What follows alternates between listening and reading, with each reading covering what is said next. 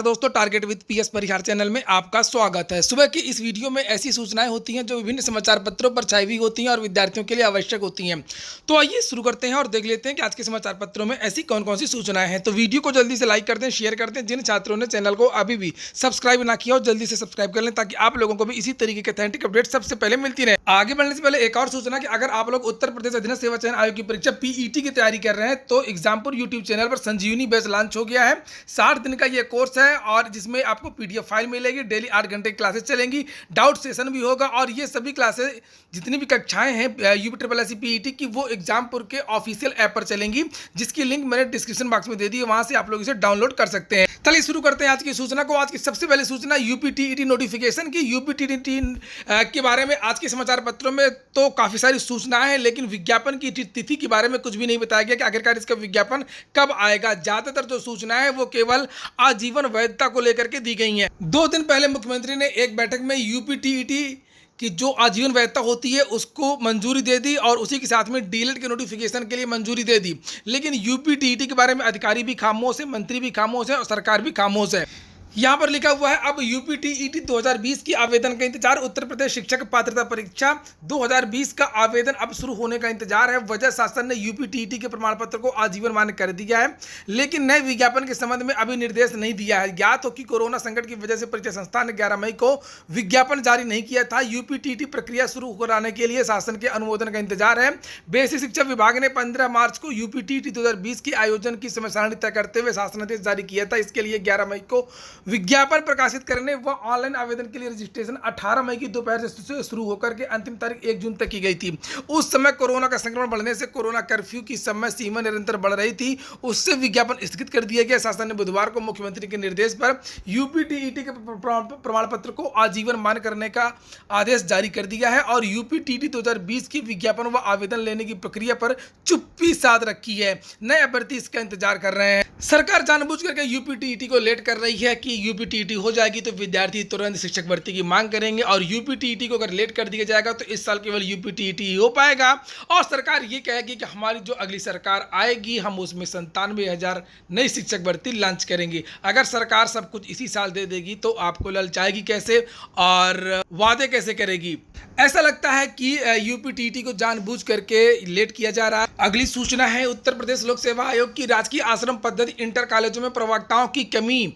चुनावी मोड में उत्तर प्रदेश आ चुका है। लोक सेवा आयोग से लगातार भर्तियां निकल रही हैं। चिकित्सा विभाग की इसके पहले 2 विज्ञापन निकल चुके हैं और एक एई इंजीनियरों की भर्ती का विज्ञापन आना है। उसके पहले ही आज एक फिर से विज्ञापन जारी हो गया है और ये जो विज्ञापन है वो है राजकीय आश्रम पद्धति के इंटर कॉलेजों में प्रवक्ताओं की भर्ती का।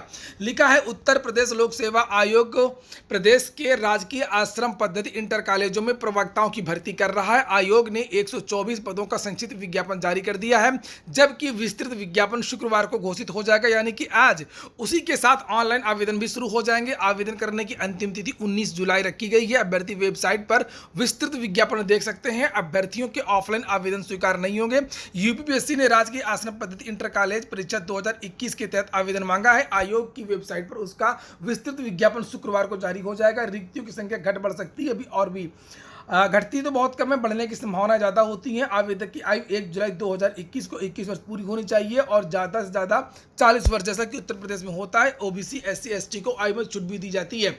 नीचे यहाँ पर लिखा हुआ है कि इसी तरीके से दिव्यांग जो अभ्यर्थी हैं उनको अधिकतम आयु सीमा में 15 वर्ष की छूट भी मिलेगी। सचिव जगदीश ने बताया कि भर्ती के लिए ऑनलाइन आवेदन 18 जून से वेबसाइट पर लिए जाएंगे। ऑनलाइन माध्यम से परीक्षा शुल्क बैंक में जमा होगा। अंतिम तिथि 15 जुलाई है, जबकि आवेदन स्वीकार करने की अंतिम तिथि 19 जुलाई तय की गई है। वहीं पर लिखा हुआ है कि चयनितों का ब्यौरा लॉक कर दिया गया है। 21 को परिणाम जारी हो जाएगा। राजकीय डिग्री कॉलेजों के लिए प्रवक्ता पद के चयनितों का ब्यौरा गुरुवार को लॉक हो गया। उच्च शिक्षा निदेशालय की ओर से कराई जा रही ऑनलाइन काउंसलिंग में हिस्सा ले रहे चयनितों ने आसन व्यवस्था के लिए कॉलेज का विकल्प निदेशालय की वेबसाइट पर वरीयता क्रम के अनुसार भरा है। निदेशालय शुक्रवार को डेटा प्रोसेसिंग करेगा, जबकि काउंसलिंग का परिणाम 21 जून को जारी कर दिया जाएगा। चयनितों के लिए कॉलेज आवंटन की सूची जारी हो जाएगी। उत्तर प्रदेश लोक सेवा आयोग ने सीधी भर्ती के तहत अलग अलग भविष्य में प्रवक्ता पद पर 507 अभ्यर्थियों का चयन किया है और उच्च शिक्षा निदेशालय उन्हीं चयनितों की ऑनलाइन काउंसलिंग करवा रहा है। वहीं पर उत्तर प्रदेश लोक सेवा आयोग के बारे में कुछ और भी सूचनाएं हैं।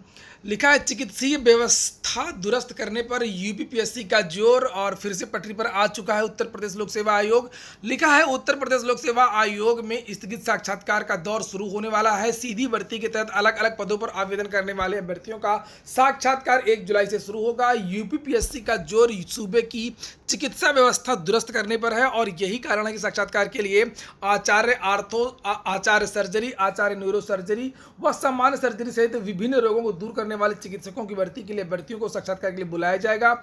आयोग साक्षात्कार का विस्तृत कार्यक्रम कुछ ही दिनों में जारी करेगा। साक्षात्कार पूरा होने के सप्ताह भर में परिणाम जारी करके 1 महीने के अंदर नियुक्ति देने की प्रक्रिया पूरी कर ली जाएगी। तो इस समय जो है चिकित्सा विभाग की 2 भर्तियां भी निकली हैं और चिकित्सा विभाग की जो पुरानी भर्तियां हैं उनको भी जल्द पूरा करने पर जोर दिया जा रहा है। चुनावी वर्ष में लगातार विज्ञापन निकलने शुरू हो गए हैं और कुछ और भी आपको नई भर्तियां भी इस साल देखने को मिल सकती हैं। लिखा है रेडियो कर्मी और कंप्यूटर ऑपरेटर के 2937 पदों पर जल्द शुरू होगी भर्ती। पुलिस विभाग में रेडियो कर्मी और कंप्यूटर ऑपरेटर के 2937 पदों पर भर्ती प्रक्रिया जल्द शुरू होगी। इसके लिए उत्तर प्रदेश पुलिस भर्ती एवं प्रोन्नति बोर्ड ने एजेंसी का चयन कर लिया है। बोर्ड के अध्यक्ष राजकुमार विश्वकर्मा ने बताया कि रेडियो कर्मशाला कर्मचारी के 116 पद, रेडियो सहायक परिचालक के 1300 पदों और रेडियो प्रधान परिचालक के 828 पदों के लिए विज्ञापन जल्द जारी किए जाएंगे। इसी तरीके से कंप्यूटर ऑपरेटर ग्रेड ए के 693 पदों के लिए भी कार्यदायी संस्था का चयन अंतिम दौर में है। जल्द ही सरकार से अनुमोदन मिलने के बाद में इसका जो विज्ञापन है वो जारी कर दिया जाएगा। अगली सूचना है असिस्टेंट प्रोफेसर भर्ती की। लिखा असिस्टेंट प्रोफेसर भर्ती के लिए तैयार हो रहा प्रश्न बैंक। उत्तर प्रदेश उच्चतर शिक्षा सेवा आयोग यानी कि यूपीएचईएससी असिस्टेंट प्रोफेसर भर्ती परीक्षा के लिए प्रश्न बैंक तैयार करा रहा है और इस बार परीक्षा नए सिलेबस के अनुरूप होगी। सभी विषयों के प्रश्न बैंक तैयार किए जा रहे हैं। प्रक्रिया अंतिम दौर में पहुंच चुकी है और इसके बाद आयोग असिस्टेंट प्रोफेसर भर्ती परीक्षा की तिथि घोषित कर देगा। अशासकीय महाविद्यालयों में विज्ञापन संख्या 50 के तहत 49 विषयों में असिस्टेंट प्रोफेसर के 2002 पदों पर भर्ती होनी है और इसके लिए आवेदन की प्रक्रिया भी पूरी हो चुकी है।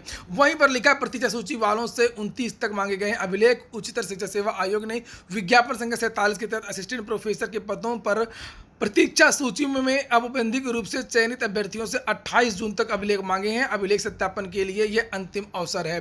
वहीं पर लिखा प्रचार भर्ती के लिए नए पोर्टल पर सूचना। विज्ञापन संख्या 47 के तहत असिस्टेंट तो जितने भी भर्ती बोर्ड हैं वहां से लगातार नोटिसें और जो चुनावी मोड में आ चुके हैं पूरे आयोग, चाहे वो उच्चतर शिक्षा सेवा आयोग हो, चाहे वो उत्तर प्रदेश लोक सेवा आयोग हो और यूपीएससी से भी विज्ञापन पीईटी का आ ही चुका है और कुछ और भी नई भर्तियों के बारे में लगातार जानकारियां आ रही हैं। इसलिए आप लोग अपनी पढ़ाई भी जारी रखिए।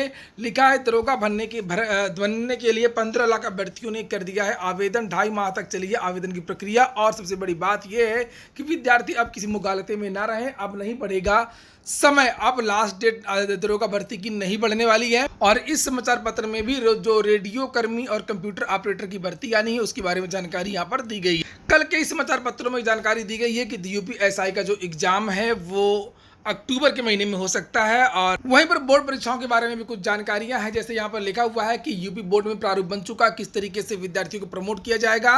लिखा है कि इंटरमीडिएट में 10वीं बोर्ड में मिले अंकों का 50%, 11वीं में जो नंबर मिले हैं उसका 40% और प्री बोर्ड के जो नंबर हैं जो इंटरमीडिएट के पहले होता उसके जो नंबर हैं वो 10% जोड़े जाएंगे। 50, 40 और 10 का फार्मूला से विद्यार्थियों को इंटर पास करा दिया जाएगा, प्रमोट कर दिया जाएगा। और हाई स्कूल के विद्यार्थियों को यहाँ पर लिखा है कक्षा के 50% नंबर, 10वीं प्री बोर्ड के प्राप्तांक के 10% अंकों को जोड़ करके इन विद्यार्थियों को प्रमोट कर दिया जाएगा, उनको नंबर दे दिया जाएगा। सीबीएसई के बारे में लिखा है कि 12वीं के 31 जुलाई को परिणाम आ सकता है और 10वीं का जो परिणाम है वो 20 जुलाई तक जारी कर दिया जाएगा।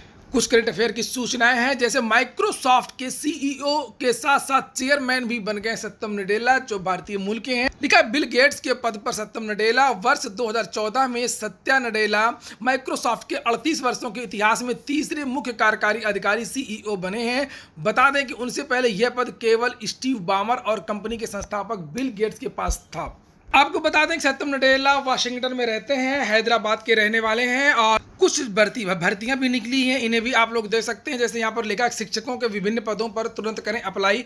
इलाहाबाद कैंटोनमेंट परिषद यानी इलाहाबाद छावनी परिषद से भर्ती निकली है, टीजीटी पीजीटी इत्यादि की टीचर की है। Hindi, science, social science, math, Sanskrit, English, art, computer, sports इत्यादि की 37 पदों पर भर्ती होनी है। 100 अंकों का एप्टीट्यूड टेस्ट होगा, जनरल स्टडीज पर आधारित। और ये वेबसाइट देख लीजिए इलाहाबाद.can.gov.in, इस वेबसाइट पर जाकर के आप लोग आवेदन कर सकते हैं। और वहीं पर मध्य प्रदेश से भर्ती निकली हुई है, यहाँ पर देख लीजिए MPPSC सहायक जिला लोक अभियोजन अधिकारी परीक्षा 2021, 92 पदों पर भर्ती होनी है। 21 से 40 साल तक की आयु है। 1000 रुपये का फॉर्म है और 500 रुपये का है। कुछ लोगों को छूट भी दी गई है और 16 जुलाई लास्ट डेट है। वेबसाइट देख लीजिए mponline.gov.in। तो ठीक है दोस्तों, ये हो गया आज का वीडियो अगर आपको अच्छा लगा हो तो लाइक कर दें। जिन छात्रों ने चैनल को सब्सक्राइब ना किया और सब्सक्राइब कर लें। पूरा वीडियो सुनने के लिए बहुत बहुत धन्यवाद।